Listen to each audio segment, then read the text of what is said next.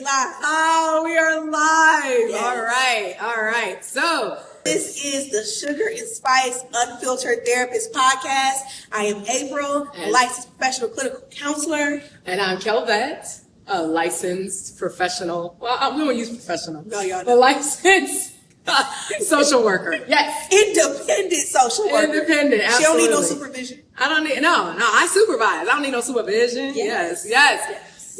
So we are here. The first of many lives. Yes. Thankfully, hopefully. Yes, hopefully. And we are here at the Creative Space. Amazing venue. Beautiful. Yes, absolutely. Yes. It's wonderful here. It's located nestled in the heart of Willowick, Ohio. It is a beautiful space. Please come out. They have so many events. And in the second segment, we're going to talk about all of the events that they have to offer here.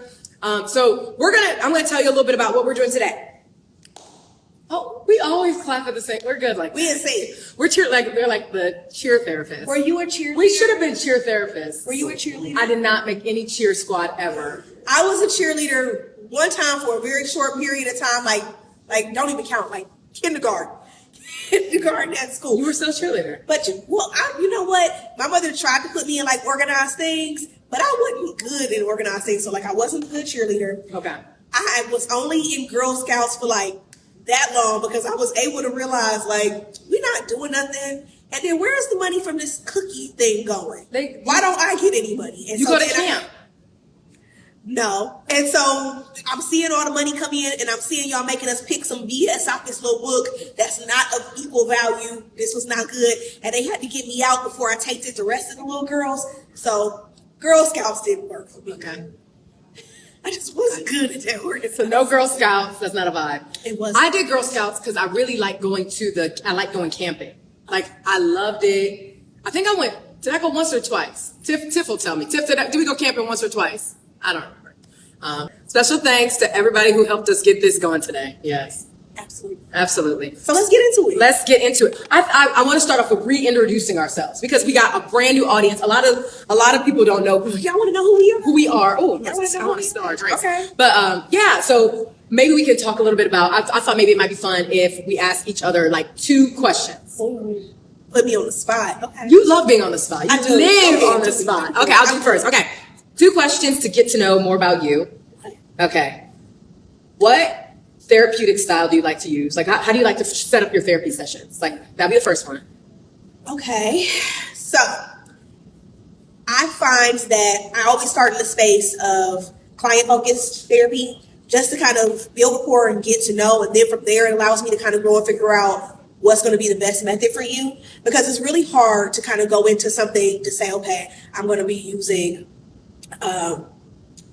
unconditional positive regard for someone and we need to be doing something else. Or I'm going to be using EMDR and you have no desire to reprocess any of those past traumas or anything like that. So I'm really into starting in this client-focused space and then trying to work with you to tailor whatever that program is going to be for you. Okay. But I think I'm also a solution-focused, like, what can we do now? How do we go ahead and fix this? Because as I've said before, my goal is to get you out of here. Like, how do we go ahead and get you to a good space? Right. I know you love to keep them from the womb to the tomb. I do not. I've never said that. Yes, you have. You know what I like? I like when people want to keep working on things. Yeah. So I like when somebody's like, all right, I came in for my anxiety and we tackled it and it's better. But you know what? I've never really addressed some of my issues related to body image. And then we dive into another pool. Yeah. So I like that. So they feel safe enough to kind of stay with me on that journey. So I appreciate that. Yeah. And I'm down with that as well. If there's more things to tackle, there's more things to tackle. For me, if there's nothing to tackle and now we kicking it. We doing this. Yeah. Girl, how's your week been? It's been good. Everything is good. No. I don't want to keep penciling you in to be my friend. Right. One of the things I always say like, termination starts the first day of session. The very first session, we're going to talk about when this is over. Yes. Yeah. Because nobody wants to be in therapy forever if it can be avoided. If you don't have to be in therapy for forever. So I hope I answered that question. That's the modality that I most like to go ahead and use. Okay. Second question. Okay, my second question is, if you were on a television show, what TV show would you want to be on? And why? I'm about to say my answer is reckless, so don't ask me that. Oh my God, I haven't even thought about something like My that. answer was reckless. If I was going to be on a television show, which show would I most like to be on and why? Yep. So, if I was going to be on a television show, it's definitely probably going to be some bad garbage reality TV show. There it is. It's going to be some trash reality TV show because I'm unfiltered, and I'm probably going to be this character that you love to hate because she's saying all the stuff that you thinking, but you're like, I can't believe she said that. I can't believe she said that, and now she's watching everything else kind of come down and burn to the ground. But I'm transparent about it. Like, I'm not doing this so that stuff burns to the ground. I'm saying it because it needs to be said, and let's work through it. Okay. It's you've been in my house telling me something about her, and you haven't said it to her, and now we're all together, and I feel away because you've been talking about this girl like a dog for weeks, and I've been telling you, girl, don't do that. Don't do that. That's my friend. Don't do that. Right. I would also want to be on a reality show, but like I want to be on like the. You haven't articulated.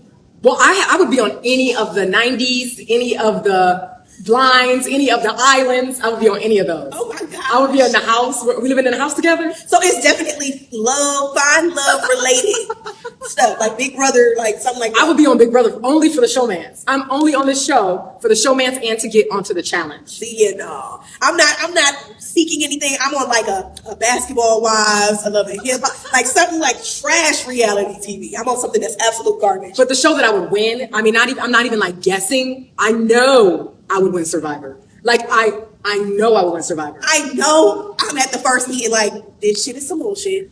I got mosquito bites and weird. Why did I even get off the boat? I'm like, y'all don't even have to vote. I'm leaving. You and me. I don't like nature. I would win Survivor. Easy.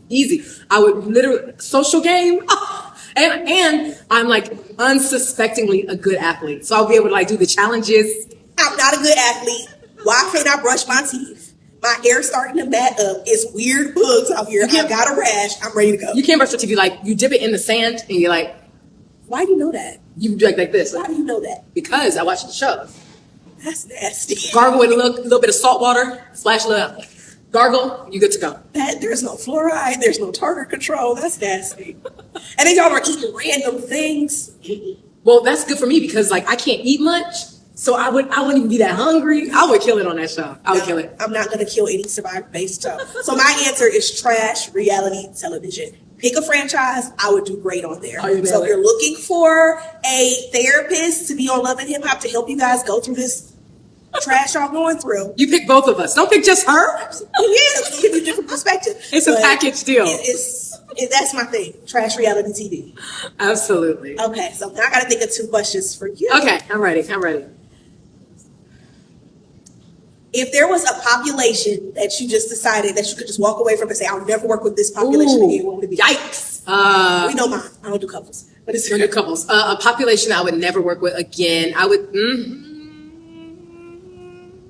I'm scared to say it. She's scared to say. She's not trying to come up with another point. I ain't trying. I want all the money. What population would I not want to work with? So let me rephrase it. Then what's your least preferred population? You work with them, but it's your least preferred. Okay, population that is least preferred to work with would be.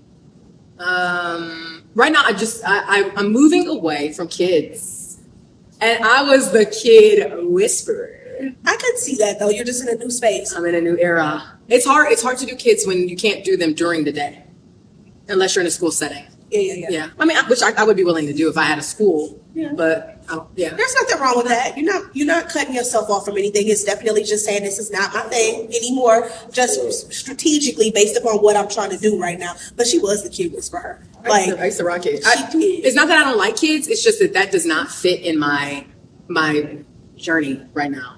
Unless I was on like a show where I was like the therapist for kids at like a camp, I could do that. Create a show for this woman. That's what she's saying. Create me a show. Because I could do it. I could do it. If we were at like a camp, like bunked, and had like a camp therapist, I'll run that up. Okay. Question 2. Okay. So since we're talking about reality TV, okay, we won't even say reality TV. Who is a character on any TV show that you feel like needs therapy and you would be the perfect therapist for them? Ooh, I love that question. I love that. Good question. I would love to be the therapist for Mia, that's just getting the divorce from Housewives of Potomac? Yep. Okay. I would love to be her therapist. Why? She's very kind. Oh, okay. She's kind. She's got a good heart. She's a sweet woman. I work well in relationships that have like elements of like polyamory, elements of openness. Like I like that kind of population. And she's going through a transition, which is her divorce. It just got put all over the place. So I think, and she has like a lot of childhood stuff, and that's probably where we would kind of go that way. I love that. I'm sorry. I feel like I got stuck on she's kind. She's a sweet woman. I got she's stuck sweet. On that. And let me just do Potomac. I would rock Robin. Me and Robin, we would be nailing some therapy. Because I think Robin doesn't express her feelings. Never does. And I also think that's why she's been with Juan forever. I also think there's some complications in that dynamic. She's afraid to move on from Juan. She don't know what else is out here for her. I didn't say that. No, I'm saying it, sis. I think I would love to work with Ashley Darby. I think she would be a great client. I think she does do a good job of expressing her feelings. I would love to like kind of talk more about problem solving skills and like strategizing and stuff like that. I think I would love to work with Giselle. Like, just put me on that franchise. I love that franchise. Okay. And maybe that's why I was kind of stuck on the whole. Yeah, that was cringe. But maybe that's why I was stuck on the whole sweet and nice, simply because I kind of fell off the franchise, and I fell off at the time where she was and she was probably in a space of being defensive, because I saw a lot of that's what I want to mean girl things. Yes. I think it was coming from a place of being on the defense, but nice and sweet. And maybe I was hearing nice and sweet and thinking passive, because that's not her. No, not passive. No, she actually has a really sweet core. Okay, I haven't seen enough episodes to. Okay, I'm gonna go with that. Okay. Oh. Okay, so now I appreciate your answers. No, you ask good questions. I try. Those are good. Hopefully that gives y'all a little snapshot of who we are and what we will be doing. Absolutely. So definitely the sugar and the spice, the sweet and the ratchet. The Sweet and the Ratchet. That's the name of our next podcast. The Sweet and the Ratchet. Okay. So what are we getting into today? All right. Well, today we're going to do 2 segments. It's going to be the first half. We're going to talk about. We have a couple topics. We're going to take a tiny little break, and then we're going to come back for 3 more topics. But we're kind of having like a hard stop at like 2 for our break. Okay. And then so at 2 o'clock we're going to have a hard break for us. So if you want to. Get a snack. At 2. We're going to go in. Mine is fabulous. Okay. First topic. I'm so excited about this one. Okay. 3 therapists from television or popular culture that you really enjoy. And we'll go back. Okay. So 3 therapists from popular culture that you're like, I rock with it. Okay. Dr. Kroger. And who's Dr. Kroger? Dr. Kroger is a therapist or monk. Okay. So Monk was this. We're about to see some hearts on the likes, because Monk was this cop, and he clearly trauma, OCD, and he had been in some long-term therapy since probably a little bit before his wife was killed. Yes. But Dr. Kroger has been his guy, and I love the relationship. And I love that Dr. Kroger is always in a space of supporting Adrian, but confronting him in a healthy way. And so when I think about it, there was this one episode where the garbage men had gone on strike in the community, right? Literal nightmare for someone who has OCD. Literal nightmare for Adrian. And he's still coming to therapy. It's a part of his routine. But now he's bagging up his trash and taking it and leaving it at Dr. Kroger's office. Yes. And in a gentle way, he confronts him. Are you leaving your trash here? No. I literally saw you bring your garbage here. Or I think at one point he leaves his garbage at Dr. Kroger's home. And then there's another instance when Dr. Kroger has to go on vacation. And it's just the process of letting Adrian know, giving him time, reassuring him so that you're not looking for me. Because we know as therapists, we can tell someone I'm going on vacation. And it's almost a trigger for that person who never calls you to call you. That happened to me. While you're on vacation. You just be like, you never call me. Yes. Oh, it's an emergency. And then you guys process it. This could have waited until I got back, but that's fine. Right. So Dr. Kroger, I love the way he was written. There was this comedy into his approach, but he also just felt very real. Like him and Adrian were just such a great fit. Okay. No, I love that. What do you think made Adrian take his garbage to his therapist's house? Because literally, between his therapist's house and his house, everywhere. dumpsters everywhere. Well, the garbage men aren't picking up the trash. So what would make him not put it anywhere else? Like, he could have put it on. He really could have. But what do you think made him pick his therapist? I have a thought. That's why. But Dr. Kroger fixes things. That's probably why. Dr. Kroger fixes things for me. He's going to make this go away. And then in another regard, there's probably this idea that if I put it in this dumpster, I know my trash is there. I can go back to it. That's my trash. If I leave it at Dr. Kroger's, Dr. Kroger will do something with it. I won't know where it is, and I don't have to obsess about it. Yeah. It's like you were saying. It's like my therapist handles my problems. Yes, my therapist will help me figure this out. Yeah. A safe person. And I also think there's an element of like, he knew that probably wasn't something you're supposed to do, but that's a safe person. And he knew it wasn't something he's supposed to do because, again, Adrian was very, very bright. He just had all of these other barriers, but he was able to figure out, how do I make this work for me? He definitely had that obsessiveness, but it made him pay such attention to detail. He was an amazing detective, and it just worked for him. Yeah. So I loved the show in general. Talk about all-time favorite shows. It's definitely one of my all-time favorite shows. But Dr. Kroger, probably my number one TV therapist. Okay, that's your number one. He's my number one. Numero uno. Yes. Okay. All right. Mine, I don't have no particular order. These are just favorites. Okay. Because I think my favorite is actually made your list. Oh, he probably did. My favorite probably made your list. But one of my favorites is Molly's therapist from Insecure. I don't even remember her. Okay. That had to be such a small bit of the show. I don't remember her. She didn't have a name. She was on the last 3 seasons. Was she? Molly's therapist from Insecure. Okay. I don't even remember Molly going to therapy. She needed to. But okay. That was the whole point. Okay, go ahead. So I liked her because I think she. You want to know what happened? I didn't. Let me see. I think we're back. You got to be an it girl to get into. Here's people said, rest in peace, the actor that played that character. He was fantastic. See. Okay. And somebody said that was an amazing episode. So they were vibing. They were feeling that one. Dr. Kroger was definitely that guy. Okay. And so Molly's therapist did not have a name, and for her to make an impact, come on now, y'all could have gave her a name. But perhaps that's why she was forgettable for me, because I didn't even know the woman had a name. I don't remember Molly in there. Molly had a therapist, and they so the therapist was Denise Yvonne Downs. But guess what? She died too. Oh damn! The person who played her died. Yo, are all the therapists? I don't know. This is spooky. But I liked her because her approach with Molly. Molly was a tough cookie. Yeah. And she was kind of resistant to change and kind of set in her ways, and really, because she was so intellectual, which is something I see a lot of. When people are able to intellectualize, something that often happens is that they can be resistant to therapy because they already have their answers. Yeah, and they're going because it's what I should be doing. It is the right thing to do, but they're not open and they're not making progress. No, there's a difference between being open and working on what you're working on in therapy. Yeah. Or no, difference between being open and going. Okay. That's what because that's what you said. Yeah, that's what it is. You're not really open to change. No. Going, it's checking it off your list. If somebody says anything, I'm in therapy. Right. It's the thing to be doing at that time. Right. So, okay. Molly's therapist. That was my first one. So for me, number 2, he probably is on your list.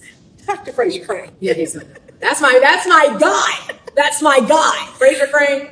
So I look, first of all, Fraser's on the radio. Yes. He's getting questions left and right, and we're seeing Fraser as They like a that. human. They like Fraser. Yeah. They're loving it. I love that we're seeing Fraser not just as a professional, but as a human and all his shit. Because Fraser was not perfect. Yes. He always was in the business, and I love his brother too. Was it that dynamics between them and their brother and their dad was just. It felt so organic. It felt natural and real. And I just love the depiction that we as therapists are real people. Mm-hmm. And although I'm there and I'm helping you through yours, I clock out, get in the car, and I go home to my mess. Yes. And we got to watch the mess. Absolutely. Yeah. That was Fraser on your list. Fraser was on the list. I love that he, like a flawed Freudian, like all the things, like you're obsessed with your relationships with women, and you're obsessed with how you show up in the world. And, even though he talked a lot about narcissists, he sometimes has splashes. He has splashes. I just loved him. He was just a great therapist. And I also like the fact that, he was a very good therapist. Yeah. Great at his job. Highly educated. But he was also so flawed. You can be great at your job or great at something else. And my best friend says this, work is not real life. And she'll say that, People say something where people will say something to her at work, and her response will be like, I don't know why these people think they are part of my real life. This is not reality. This is make-believe here. She calls work make-believe throughout the day because I'm going home to my real life. But in a way, I could be great in that space, make-believe, or that world, and my reality is something totally different, and you all are shocked because you're not privy to that, and you're not supposed to be. Right. So I think Frasier definitely was great in having that balance. Yeah. Okay. Well, you go do your last one because I feel like we have two more. Oh, I thought Frasier was on your list. No, Frasier's not on my list. Yeah, Frasier's not on my list. Frasier, I made sure he wasn't on my list because I said we both haven't. Oh, okay. Who's on your list? Heather Headley as Dr. Clarice Jameson on She's Gotta Have It. Did you watch She's Gotta Have It? The original? Or? No. The new one with Nola Darling. I hated this one. I really hated it. Spice. There she is, y'all. Spice. It was daunting, and you know how like I'm glad it only had 2 seasons, but you know how like you watch the first season and you're like, oh God, I don't like this, but then you feel obligated to the second season, and then you're gritting your teeth and like sick the whole time you're watching it. I hated it. You hated it. I hated it. See, I liked it because sometimes I like to see what an artist does with the material. So I liked to see that they had reformatted the work to make sense for like now. Like I loved that. Like I enjoyed that. I enjoyed like how the relationships were all changed and everything. But anyways, Heather Headley's character as the therapist. I love Heather Headley. Aida, the original Aida. Okay, she's the best. So they talked about like body image, sexuality, dealing with harassment, dealing with all these like real world issues. And I just like the way that I liked her temperament. I felt like Nola would have been one of my clients. I know she would have. Absolutely. What kind of advice do you feel like you should have given Nola? I think the main thing for Nola was that she didn't want to. She wanted chaos. She wanted uncertainty, which is fine.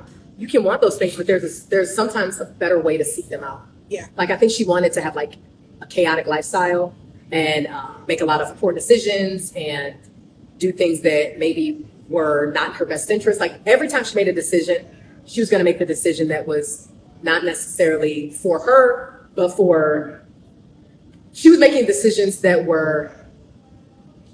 No, they were always for her. They were for her. But to feed that need for chaos, and in the same way, being able to go to the same space of therapy to be able to say that, because again, to say that to anyone else, they're like, what's wrong with you? Why are you doing this? Yeah, but she didn't talk in therapy enough. I don't think she told enough of what was really going on. So I think that probably would have been my other thing, like pulling more of that out. Like what? Give me more. Give me more. I couldn't invest. Like I said, I hated the show, so I couldn't invest in Nola Darling. I really couldn't. I hated it. Well, this is about Heather Headley. Yeah. As an amazing. But then again, like because I hated the show, it's like, did I miss something great? Maybe I should go back and rewatch because I missed you, Heather. It didn't stand out to me probably because I was already in hate with the show. Yeah. So, okay. Yeah. So my last one. Okay. And he's not a major character in the show. Dr. Lipschitz. He is Louis Litt's therapist on Suits. Okay. Louis Litt is an iconic character. The man is an absolute mess. Okay. Right? If you watch Suits. And so it's so interesting how he found Dr. Lipschitz was because his boss gave him a card because you're screwing up everything around here. You need to go. I made you an appointment. You need to be there. If you're not going to be there, do not plan on coming back to work. Mm-hmm. So it was kind of, this is it. And he goes to Dr. Lipschitz and he's so against it. And Dr. Lipschitz looks at him and is able to read him. Hey, this is what's going on with you. And of course, now I feel exposed. The first thing that Louis Litt says, well, I don't need you, because again, Louis is Jewish. And Dr. Lipschitz, the name comes across, and he's German. He has a German accent. And so now all of a sudden he's deciding that you are anti-Semitic and your ancestors participated in the Holocaust and all of these things. And he sits there and he looks at him and he explains, my lineage, I'm actually a German Jewish person. Right? And it talks about how you made this assumption, and this is coming from your space of wanting to be defensive because you've been exposed, and then you go and you create chaos and blow things up, which is why you're even here, because you created all of this at work because you're so insecure and you want desperately to be validated and loved by Harvey, who is never going to give you that, not in that way anyway. And so it was just such a great thing. And then it creates this dynamic where you can just see, because you rarely see Dr. Lipschitz, it's a lot of phone sessions, frantic phone sessions where he's calling in the middle of the day, you just hear Louis going, and Dr. Lipschitz bringing him down and pointing out your skills, your mindfulness. At one point in time, he has a sand tray in his office, and it's all about, you need to come down because you know where this is going. You know what's getting ready to happen, Louis. Right. And he knows it. he can acknowledge it, that doesn't stop it from happening. And I love the depiction because as a therapist, we will get clients where they can be very aware, they can identify things, they know the cycle. It doesn't mean that they have the skills to break the cycle though. And then that's what we talk about in session, right? They'll talk about, it happened again, I felt it coming on, I knew I should have used the skill, but I just couldn't use it. Okay. And I love that Dr. Lipschitz was always in a way or in a place where he was never judging Lewis. He was able to confront him appropriately, and we'll just keep working on it. So I love Dr. Lipschitz. No, it sounds like he'll be a good therapist. Would you go to him? Yeah, I thought Dr. Lipschitz was cool. I mean, I probably would want to go to Dr. Kroger because he was my favorite, but Dr. Lipschitz was cool. So Dr. Kroger, was he the first or the second of Monk's therapists? He was the first. Okay. He was the first. I don't recall there being a second therapist. Was there a second therapist? He died. I don't recall seeing him go to therapy as frequently after that, though. I feel like they shifted away from him making therapy a scene or a part of the show, just like after, his first nurse. What's her name?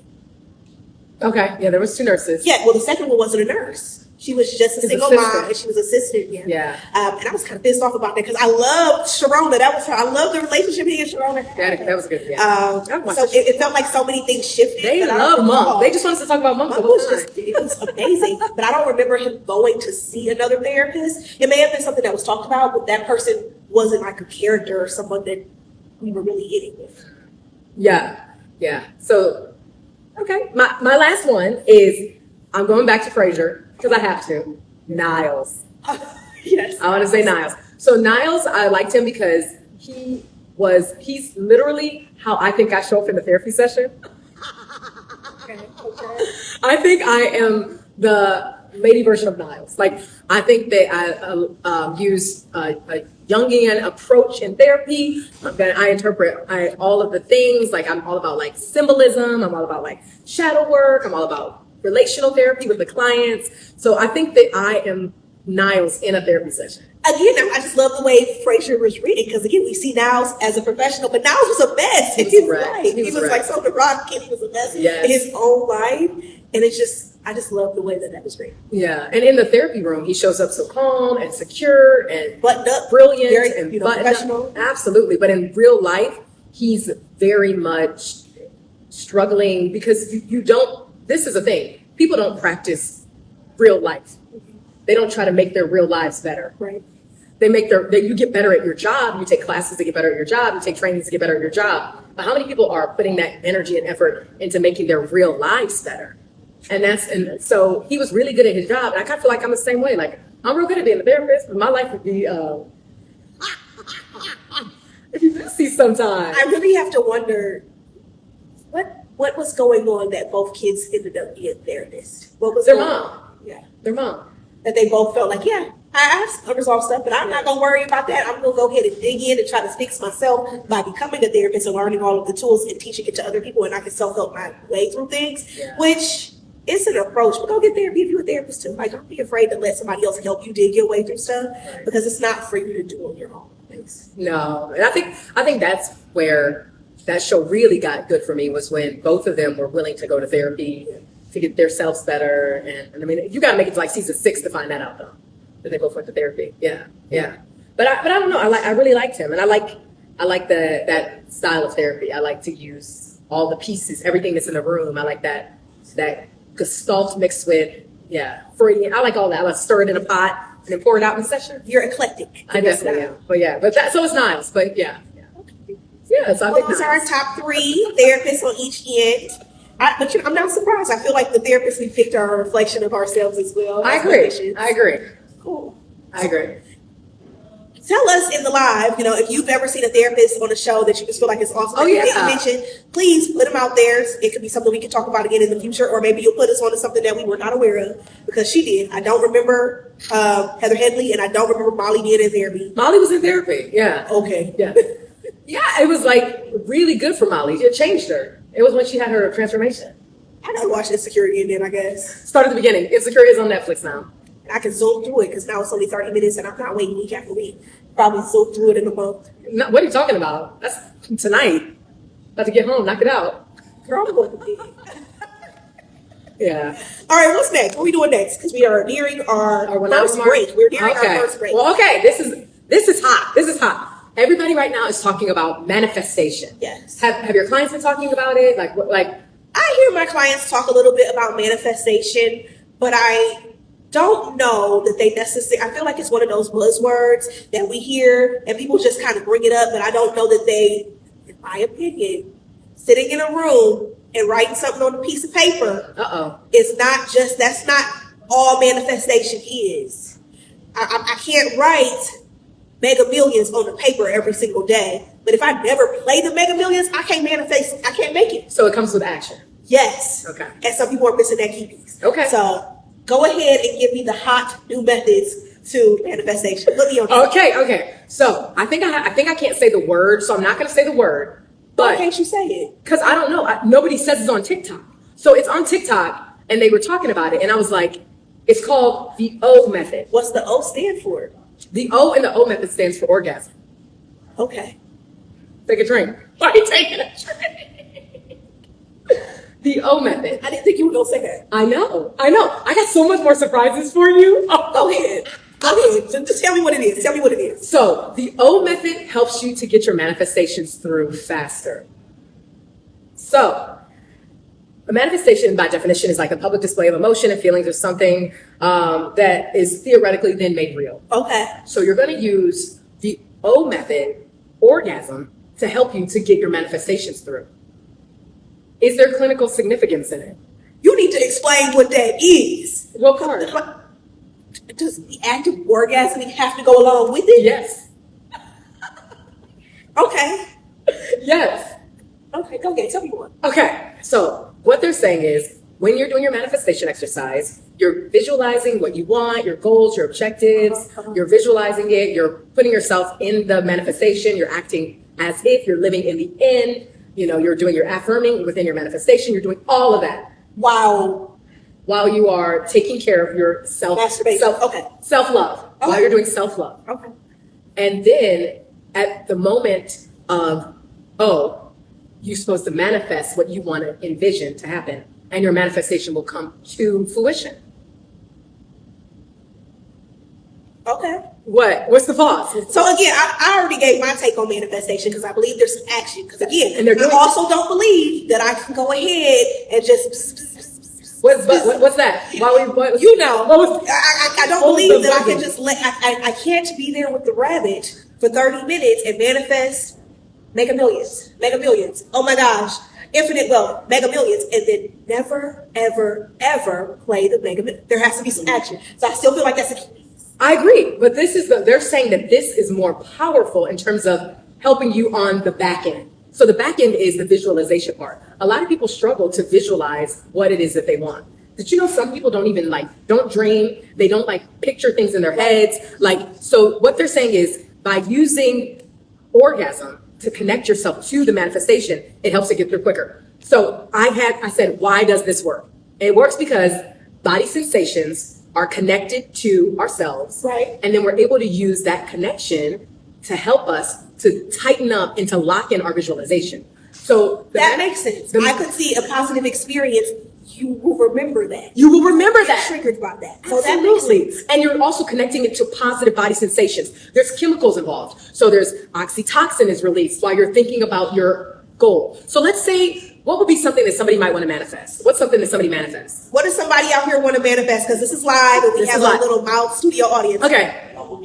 A Lamborghini. Okay, so somebody might want to manifest a car. They want to manifest this automobile. So what you're going to do is at the moment of you're going to visualize this car so fully and your body is going to respond to these chemicals. You're releasing oxytocin, which is the happiness hormone. You're releasing dopamine.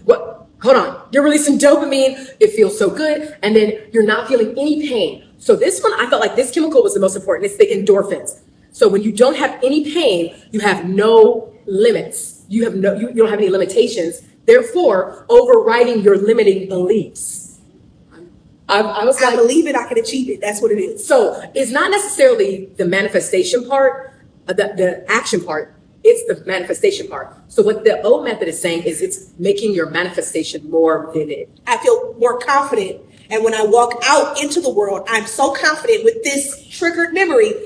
I can see myself putting in the work, and now I'm going to do the work. I'm getting a Lamborghini. Somebody do this and let us know how it works. You know, some people are already doing it and they're manifesting their lives. Okay? People are doing it. Okay. Also, what happens right after you usually, you're gonna go to sleep. Okay? And you're dreaming about it. Come on now. Okay. Oh, come on now. So like you're like letting it sink in, you're letting it marinate. You're putting it out there. You're bathing in the dream. You're bathing in the manifestation. Yes, you're emotionally and energetically connected to your visualization. You doing this? Huh? You doing this? Huh? How's the weather? Okay, so yeah, am I doing it? I don't know. I think everybody should be doing it. I'm going to encourage people to go out there and manifest. I think we need to go ahead and make this a topic in 3 months to go ahead and talk about if it works. And if anybody does it in these next 3 months and it works, please comment, email us, let us know, because I want to hear some success stories. I'm also going to give you a few pointers for helping in the manifestation part. Set the scene for yourself. You want to be in an environment that is like tidy. You want to be in an environment that is inviting, so that as you come out of the manifestation, it's a wonderful experience as well. Right. You might want to light some candles, because as we all know, candle work, all that stuff is very powerful as well.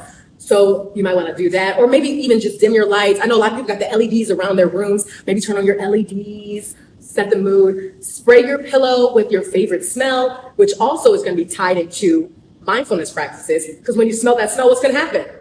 You're going to go back to that memory. Okay? So you tying all your 5 senses into your manifestation. Tied in. All right. Tied in. I don't, maybe some people might have a little glass of wine. Absolutely. That taste. It's going to be tied in. We're tying all that. Are your sheets soft? A texture? We're doing all the things tactily. So the O method is a great tool to improve your manifestation exercises. I'm not on the right TikTok because I've never seen this. Oh. So my timeline is just not synced up because I've never seen this before. And that could be because again, it's showing you things for you. It's showing me people cleaning up. People's nighttime skincare routines. That's the type of stuff on my timeline. I'm not seeing the things on my timeline. The things. Someone who has 22 dash hounds. That's what I'm seeing. Well, so if you are interested, try the O method. And we said 3 months? 3 months. So in 3 months, that's going to be December 30th. I want to hear about it. I want to hear if you have manifested and were able to use the O method to improve your manifestation. How often should you be doing it? That's another question we might get. Daily. Every day you should be doing your manifestation. That is a lot of thinking. That is a task. Okay, not daily. At least what do you think? 3 times a week. Once or twice a week. At least about 3. Okay. 3. That's a good number. I love a 3. Yeah, 3 times. So manifestation work through the O method. Okay. Okay. I'm eager to hear feedback, so y'all let us know. Okay, I mean, yeah. I think I got a business. Okay, so let's go. I think we should stop here. Spiciest topics ever. So yeah, it's about 5 minutes till, but it feels like a good place to stop because we'll be going into our second half topics. Are you ready? And we're going to these ones when we come back. Yeah, because this topic is going to take. You think so? I think it's going to take more than 5 minutes. Because once again, I don't think you're ready for what I have to say. It's going to take more than 5 minutes. So we're going to take a break because I don't want to be left hanging. I want to hear it all. Okay. All right, so we're going to take a quick break and then we're going to be right back. Okay. I'm going to read the comments. Okay.